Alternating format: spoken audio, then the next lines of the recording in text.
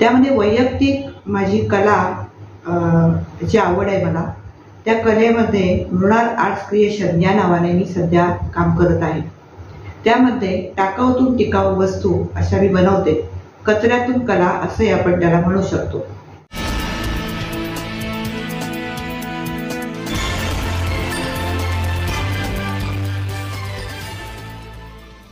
नमस्कार, मी मृणाल जोशी, प्रबोधिनी विद्याप्रसारक संस्था अध्यक्षा।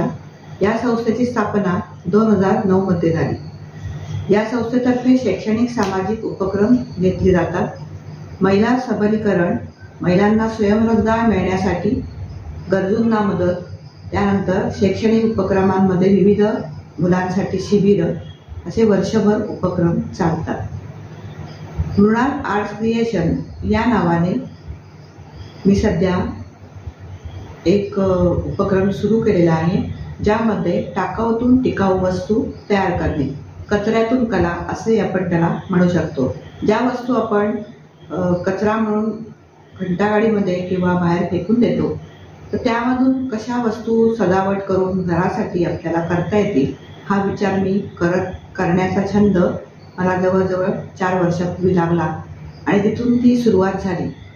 सुरुवातीला मी घरामध्येच आपले जे फुकट गेलेले कॅन असतात, प्लास्टिकचे हार्पिकच्या बॉटल असतात, ज्या रिकाम्या प्लास्टिकच्या बॉटल ज्या आपण फेकून देतो, त्याच्यापासून प्लांटर बनवून घरामध्ये सजावट करण्यास सुरुवात केली।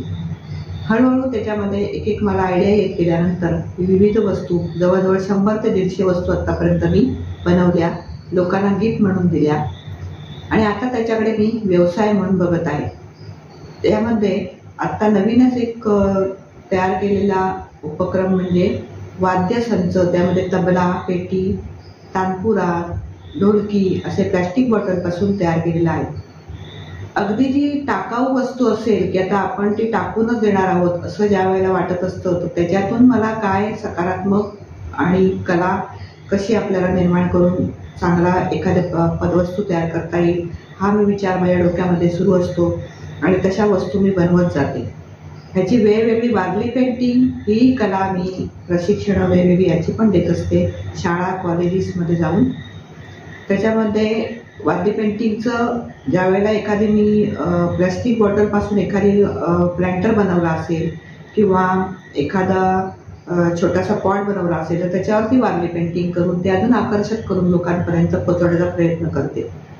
असे सध्या उपक्रम सुरू आहे। या स्टॉलवरती, या प्रदर्शनामध्ये मला नगर परिषदेने निसर्ग मित्र यांनी मला मदत केली, त्यामुळे मी हे भरपूर लोकांपर्यंत या प्रदर्शनातून माझी जी टाकाऊतून वस्तू बनवायची जी कला आहे, तर ती जास्त लोकांपर्यंत जात आहे, याचा मला फार आनंद होत आहे।